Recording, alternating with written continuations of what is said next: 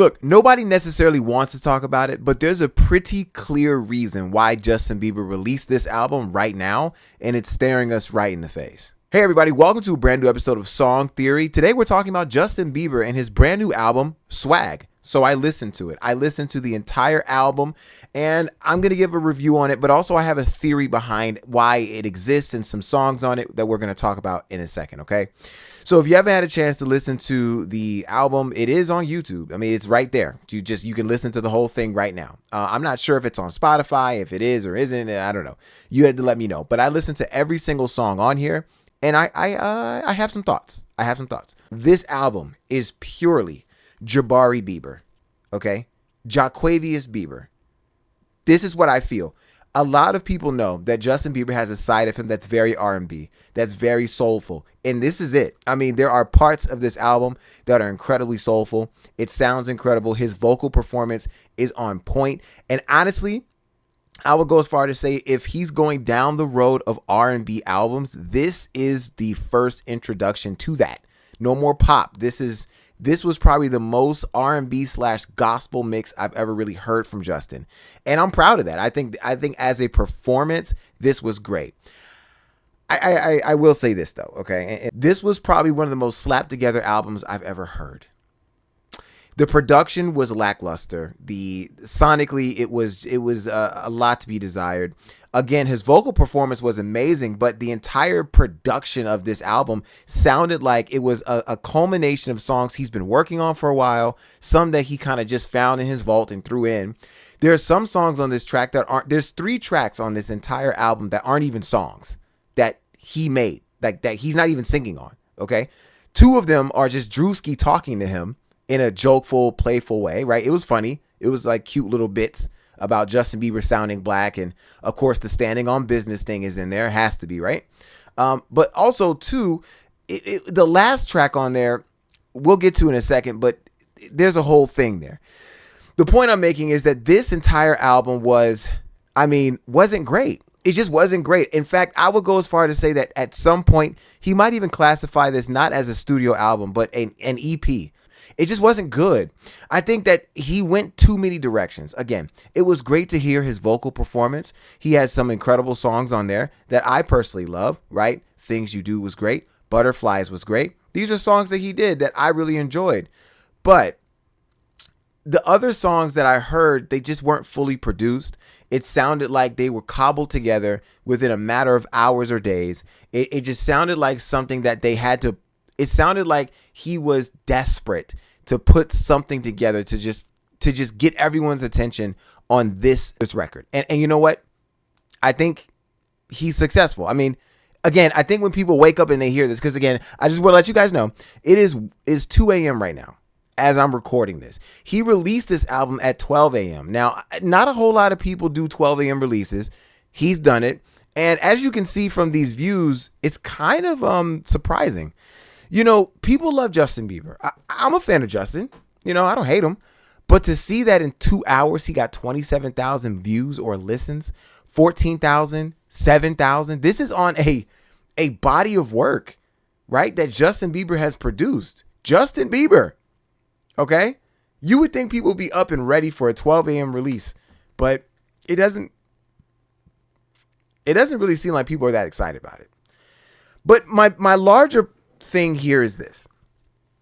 There's quite clearly a reason why he released this album the way he did and the timing that he did it. Nobody wants to talk about it. And I don't even really want to get into it, but the theory stands, guys. I believe that Justin Bieber released this album to get everyone's attention off the Diddy trial. Okay? It's the truth. It's the truth. And you know what? And I get it. Honestly, I can't say I wouldn't do the same thing, right?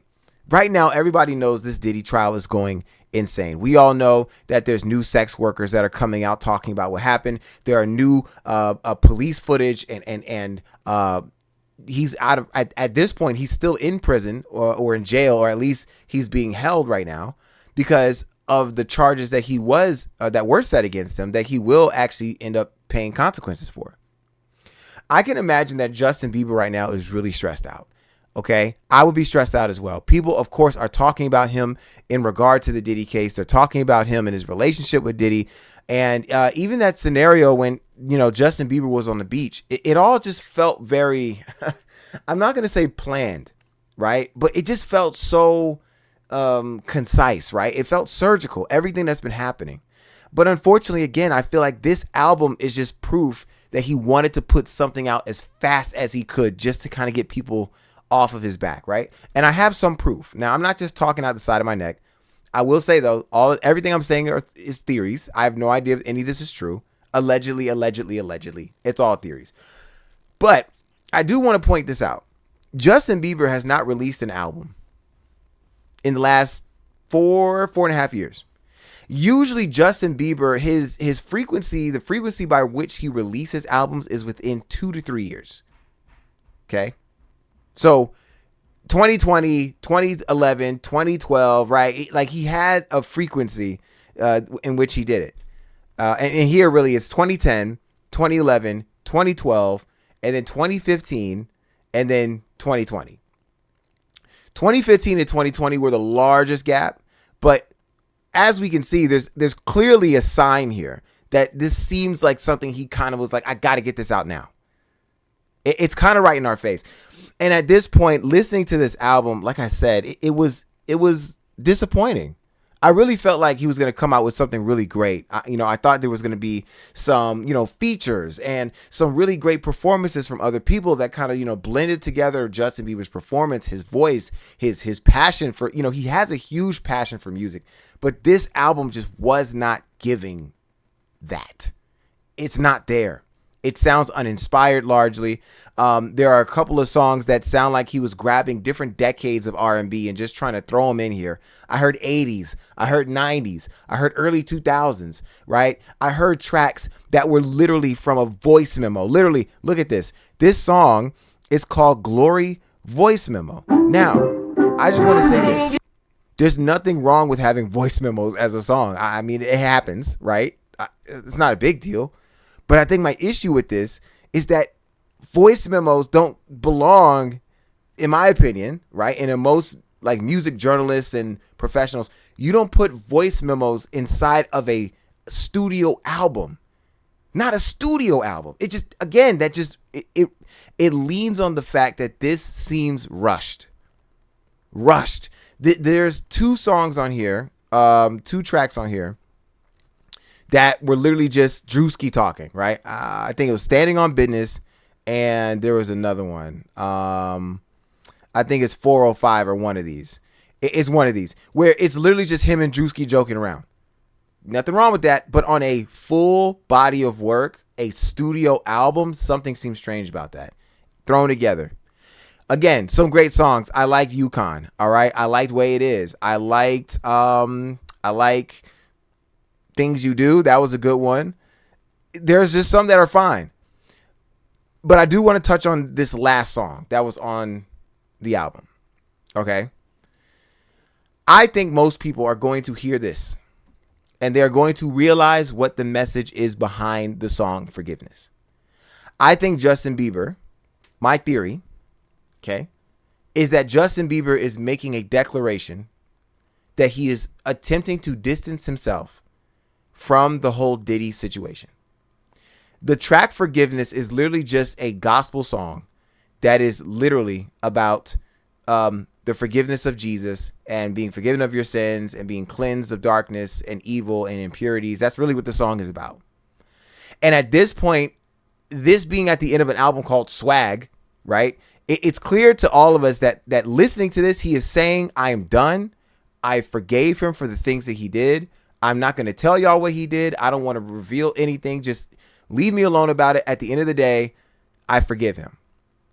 I forgive everybody. That is what this track is saying. To me, that's my theory. So again, I think there were some great performances on here. I think he did an excellent job putting together some vocal exercises, I would say, in R&B, right? Like I said earlier, he did some 80s and some 90s and some 2000s inspired R&B. He did some modern inspired R&B. He sounded very Jabari Bieber, right? He was there in full force. But I just, again, think that this album was a product of what's going on now, situationally, with the Diddy trial. I think him and his team were like, we got to put something out. Let's distract people. Let's get people's minds off of this. I don't know. That's, again, my theory. Tell me what you think in the comments. Do you think this entire album was just thrown together? Do you think this is a masterpiece? Do you think this is the best album he's ever made? You let me know. I'd love to hear it. Tell me in the comments. Anyway, guys, thank you for watching this. I hope you have a great day and a better tomorrow. God bless. I'll see you all later.